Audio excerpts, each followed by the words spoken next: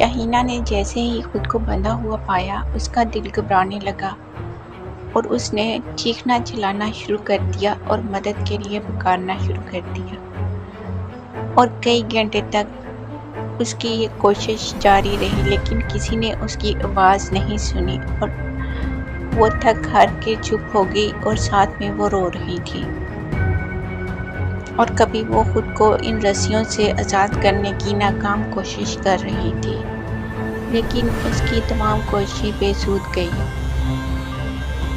اور اس نے کئی دفعہ دروازے کی طرف دیکھ کر کہا، دروازہ کھولو، مجھے یہاں سے نکالو، مجھے اندر کیوں بند کیا ہوا ہے؟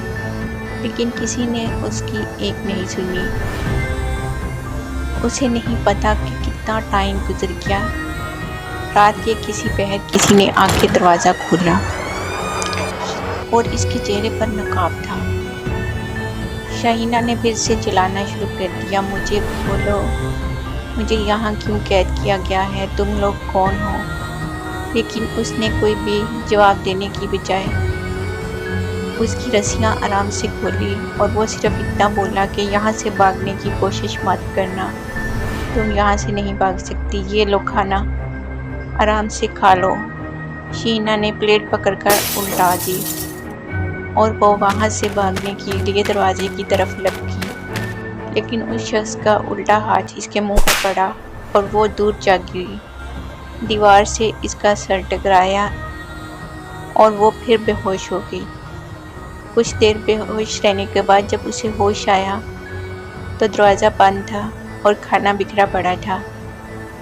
اسے بہت بھوک محسوس ہوئی، پتہ نہیں وہ کتنی دیر سے بھوکی تھی، اور اس نے نیچے پڑا ہوا کھانا اٹھایا اور کھانا کھانے لگ گئی۔ اس وقت اسے اپنی بے بسی کا احساس ہو رہا تھا۔ مارے پیاس کے اس کا حلق سوکھ رہا تھا، لیکن یہاں پانی موجود نہیں تھا، جو گلاس میں پانی تھا وہ گر چکا تھا۔ اس نے پھر دروازہ پیٹنا شروع کر دیا لیکن کسی پر کوئی اثر نہیں ہوا۔ چلا چلا کے شہینہ کا گلا خشک ہو چکا تھا، وہ وہیں بے سود ہو کے دیوار کے ساتھ سر لگا کر بیٹھ گئی۔ تبھی دروازہ کھلا اور دو آدمی اندر داخل ہوئے، اور انہوں نے اچھی طرح سے شہینہ کو بازوؤں سے قابو کر لیا اور اسے گھسیٹتے ہوئے دوسرے کمرے میں لے گئے، جبکہ شہینہ خود کو چھڑانے کی کوشش کر رہی تھی اور چلا رہی تھی کہ چھوڑو مجھے کہاں لے کے جا رہی ہو؟ تبھی شہینہ نے کوشش کی کہ شاید وہ یہاں سے بھاگ سکے، لیکن وہ ان کی مضبوط بازوؤں کی گرفت میں تھی۔ ان دونوں نے اسے لے جا کر ایک آدمی کے سامنے پٹک دیا اور بولے کہ یہ رہی وہ لڑکی، اس کا اب کیا کریں؟ وہ آدمی بولا، اسے شہباز کے سپرد کر دو، وہی اس کا حساب کتاب کرے گا، آئندہ یہ جرئت نہیں کرے گی ہمارے پیچھے آنے کی۔ اپنی بہن کو تو یہ بھول ہی جائے اب۔ بہن کا نام سن کر شہینہ ایک دفعہ پھر چلانے لگی اور ان سے پوچھنے لگی، کیا کیا ہے تم نے میری بہن کو؟ کیوں ہمارے پیچھے پڑے ہوئے ہو؟ بتاؤ مجھے وہ کہاں ہے؟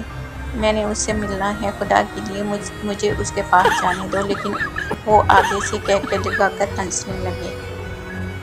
دونوں اسے پکڑ کر شہباز کے سپرد کرنے کے لیے لے گئے۔ تبھی وہ اسے دوسرے کمرے میں دھکیل کر بولے، سر یہ رہی وہ لڑکی، یہ ہمارے لیے خطرناک ثابت ہوتی جا رہی ہے، یہ اپنی بہن کے لیے جگہ جگہ اداروں کو متحرک کرتی پھر رہی ہے، اور اس نے سوشل میڈیا پر بھی اپنی ویڈیو ڈالی ہوئی ہے۔ بڑے صاحب نے اسے آپ کے سپرد کرنے کے لیے بولا ہے۔ تبھی شہباز جو دوسری طرف کو منہ کر کے کھڑا تھا، اس نے ان کرندوں کو کہا، اسے چھوڑ دو اور تم لوگ جاؤ، میں اسے دیکھ لیتا ہوں، باہر سے دروازہ بند کرتے جانا۔ شہینہ کے ہاتھ کھلے ہوئے تھے لیکن وہ پھر بھی یہاں سے بھاگ نہیں سکتی تھی کیونکہ دروازہ باہر سے بند تھا۔ وہ شہباز کی منتیں کرنے لگی جس کا منہ دوسری طرف تھا کہ خدا کے لیے مجھے چھوڑ دو، میں بہت بے بس ہوں، میری بہن کو انہوں نے پہلے ہی اغوا کر لیا ہے، میرے ماں باپ مر جائیں گے۔ تبھی شہباز نے پلٹ کر دیکھا تو شہینہ کے پاؤں کے تلے سے زمین نکل گئی۔ اس کے سامنے ٹرین میں ملنے والا اس کا وہی ہیرو دانش کھڑا تھا۔ شہینہ چلائی، دانش تم؟ اور تبھی سامنے کھڑے ہوئے شخص نے کہا، شاہینہ یہ تم ہو؟ اور وہ اس کے پاس آیا۔ شاید وہ ہمدردی ہی کرنے لگا تھا کہ شاہینہ نے دونوں ہاتھوں سے اسے پیچھے جھٹکتے ہوئے بولا، تو یہ ہے تمہارا اصل چہرہ۔ مجھے خود سے نفرت ہو رہی ہے کہ میں نے تمہارے بارے میں اچھا سوچا، اچھا محسوس کیا۔ میری سوچ کتنی غلط تھی، تم کتنے غلط انسان ہو۔ مجھے تم سے نفرت آ رہی ہے، گھن آ رہی ہے، دور ہٹ جاؤ مجھ سے۔ تم شہباز بنے ہوئے ہو، پہلے تم دانش تھے، تمہارا اصل روپ کیا ہے؟ تبھی دانش نے اسے کہا، میری بات سنو، میری بات کو سمجھنے کی کوشش کرو۔ لیکن شاہینہ کسی بات کو سننے کے لیے تیار نہیں تھی۔ تبھی دانش نے اسے بازوؤں سے پکڑ کر جھنجھوڑتے ہوئے کہا، کیا تم یہاں سے نکلنا نہیں چاہتی؟ شاہینہ کو ایک منٹ کے لیے ہوش آیا اور اس نے کہا، ہاں، کیوں نہیں؟ تبھی دانش نے کہا، تو چپ ہو جاؤ اور کسی کو مت بتانا کہ تم مجھے جانتی ہو۔ میں تمہیں یہاں سے نکلنے میں مدد کروں گا، پر جیسے جیسے میں کہتا ہوں تمہیں ویسے ہی کرنا ہوگا۔ شاہینہ، لیکن میں تم پر اعتبار کیسے کر لوں؟ تمہارا اصل روپ کون سا ہے؟ مجھے کچھ پتہ نہیں۔ دانش نے کہا، تمہارے پاس اس کے علاوہ اور کوئی چارہ بھی نہیں ہے۔ شاہینہ چپ ہو گئی، کیونکہ یہ بات سچ تھی کہ اس کے پاس اور کوئی راستہ نہیں تھا۔ دانش نے کہا، میں ساری بات تمہیں بعد میں بتاؤں گا، فی الحال تم یہاں سے نکلنے کی کرو۔ شاہینہ، لیکن انہوں نے میری بہن کو بھی اغوا کیا ہوا ہے، میں اسے چھوڑ کے نہیں جاؤں گی۔ دانش، میں تم سے وعدہ کرتا ہوں تمہاری بہن کو میں ڈھونڈ لاؤں گا۔ تم یہاں سے چلی جاؤ، تم اسے نہیں مل پاؤ گی، وہ پتہ نہیں اب کہاں پہنچ چکی ہوگی۔ یہ گروہ بہت خطرناک ہے، یہ چھوٹی عمر کی لڑکیوں کو اغوا کرتا ہے اور انہیں جرائم کی دنیا میں دھکیل دیتا ہے۔ تو شاہینہ، آخر تم کیا ہو؟ تم اپنے بارے میں مجھے بتاؤ۔ دانش نے کسی کے آنے کی آہٹ پا کر ایک دم سے اس کے منہ پر ہاتھ رکھ دیا۔ تبھی اس گینگ کا کرتا دھرتا ایک آدمی اندر داخل ہوا اور وہ شہباز سے بولا، شہباز، کیا بنا اس لڑکی کا؟ یہ ہمارے کسی کام کی نہیں ہے، ہمیں صرف چھوٹی عمر کی لڑکیاں ہی چاہیے، لیکن اس نے اپنی بہن کے پیچھے ہمیں تنگ کر رکھا ہے۔ میں کوئی خطرہ مول نہیں لینا چاہتا، میرا کروڑوں کا بزنس ہے اور میں اسے کوئی نقصان اور گھاٹا نہیں دیکھنا چاہتا۔ اسے لے جاؤ اور لے جا کے کسی ویرانے میں پھینک دو، اس کی دوبارہ اطلاع کسی کو نہیں ملنی چاہیے۔ خوف سے شاہینہ کی آنکھیں پھٹی کی پھٹی رہ گئی، اسے یہ خبر نہیں تھی کہ وہ مرنے مارنے کی بات کو بھی اتنی آسانی سے کہہ دے۔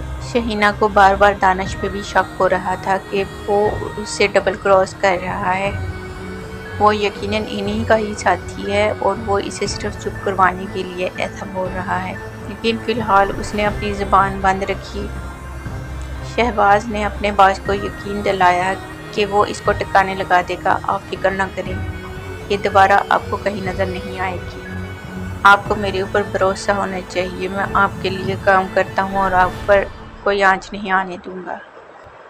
اس کے یہ الفاظ سن کر شاہینہ کو لگا کہ وہ اب پھر دانش سے دھوکہ کھائے گی۔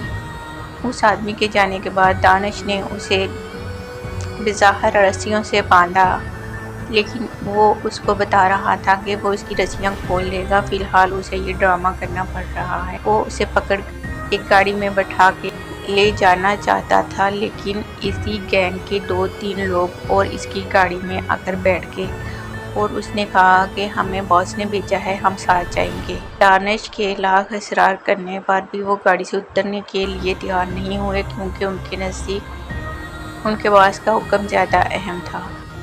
تبھی دانش کو مجبوراً ان کو ساتھ لے کے چلنا پڑا۔ وہ شاہینہ کو قابو کیے پیچھے والی سیٹ پہ بیٹھے تھے، جبکہ دانش آگے بیٹھا ہوا تھا اور گاڑی کو ایک ویران راستے کی طرف لے گیا۔ اب انہوں نے شاہینہ کے منہ پر اور آنکھوں پر بھی پٹی باندھ دی تھی۔ شاہینہ کو کچھ پتہ نہیں تھا وہ لوگ کہاں لے کے جا رہے ہیں، اسے دانش پہ بھی کوئی اتنا یقین نہیں تھا۔ تبھی اسے تھوڑی دیر کے بعد گاڑی رکنے کی آواز آئی۔ اسے اپنی موت کے سائے بالکل اپنے سر کے اوپر منڈلاتے ہوئے نظر آئے۔ اس نے دل ہی دل میں کلمہ طیبہ کا ورد شروع کر دیا۔ اسے یقین تھا کہ اس کی موت اب اس کے سر پر کھڑی ہے اور اور اس نے دل ہی دل میں اپنے ماں باپ کے لیے صبر کی دعا مانگی کہ جن کی دونوں بیٹیاں ہی ان سے دور جا رہی تھیں، اور اپنی بہن کو یاد کر کے اس کی آنکھوں سے آنسو نکل آئے جس کو وہ نہیں بچا پائی تھی۔ تبھی ان میں سے کوئی اسے پکڑ کر گھسیٹتے ہوئے گاڑی سے اتار کے کہیں کھینچتا ہوا لے کے جا رہا تھا۔ اس نے دانش کی آواز کو صاف پہچانا جو کہہ رہا تھا، ہٹو تم، میں اسے لے کے جاتا ہوں۔ تبھی شاید دانش نے اسے پکڑا اور اس کو دھکیلتے ہوئے لے کے جا رہا تھا۔ کسی نے اسے کسی درخت یا کسی چیز کے ساتھ باندھ دیا۔ اب اسے یقین ہو چکا تھا کہ دانش نے اسے دھوکہ دیا ہے اور وہ اس کے ساتھ مخلص کبھی بھی نہیں تھا، اور وہ ایک شیطان صفت آدمی تھا، ایک ایسا بھیڑیا جو اسے بھیڑ کے روم میں ملا تھا اور اس کی نظریں اسے پہچاننے میں دھوکہ کھا گئی تھی۔ بہرحال یہ زندگی ہے اور انسان زندگی میں دھوکہ کھا ہی جاتا ہے، اس نے دل ہی دل میں سوچا، اور آخری دفعہ اس نے کلمہ طیبہ کو پڑھنا شروع کیا۔ تبھی فضا میں فائر کی آواز گونجی، لیکن یہ فائر ایک نہیں 2 تھے، اور شہینہ کو اپنے دل کی دھڑکنیں بند ہوتی محسوس ہوئی۔ لیکن یہ دھڑکنیں گولی لگنے کی وجہ سے بند نہیں ہو رہی تھی، شاید خوف کی وجہ سے اس کی دل بہت زور سے دھڑک رہا تھا۔ گولی اسے نہیں لگی تھی، لیکن ایک چیخ کی آواز بلند ہوئی اور پھر اس کے بعد ایک اور چیخ کی آواز، اور یہ دونوں مردانہ چیخ تھی اور وہ ان کو پہچان نہیں پائی۔ کیا انہوں نے دانش کو مار دیا تھا؟ کیا ان کو پتہ چل گیا تھا وہ اسے چھوڑنے والا ہے اور ان کے ساتھ مخلص نہیں؟ ابھی وہ سوچ ہی رہی تھی کہ کسی نے اس کی آنکھوں سے پٹی کھولی اور ہاتھوں سے پٹی کھولی تو اسے سامنے دانش کھڑا ہوا نظر آیا جس نے ان دونوں لوگوں کو گولی سے اڑا دیا تھا۔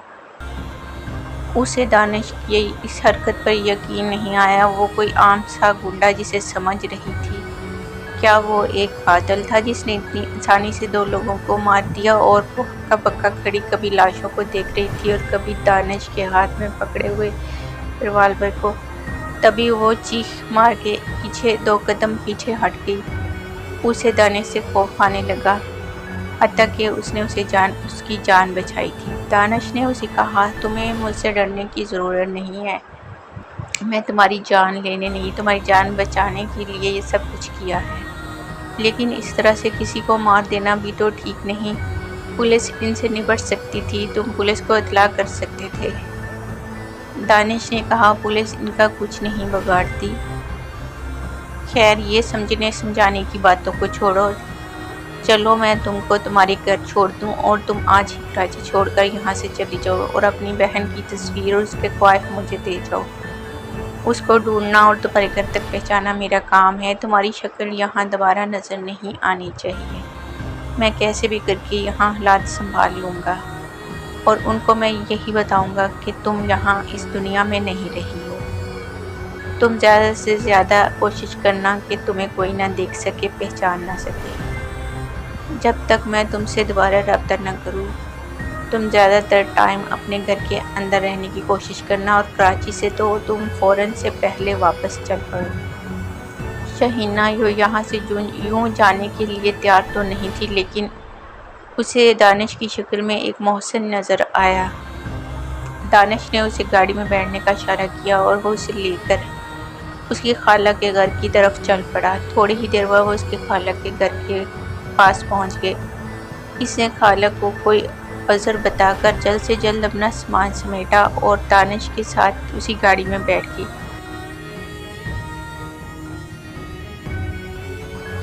تو ویورز، یہاں تک آپ دوسری قسط آپ نے سنی، امید ہے آپ کو بہت اچھی لگی ہوگی۔ اس سے آگے والی قسط سننے کے لیے آپ میرے چینل کے ساتھ اٹیچ رہیں اور اسے سبسکرائب کریں۔ شکریہ۔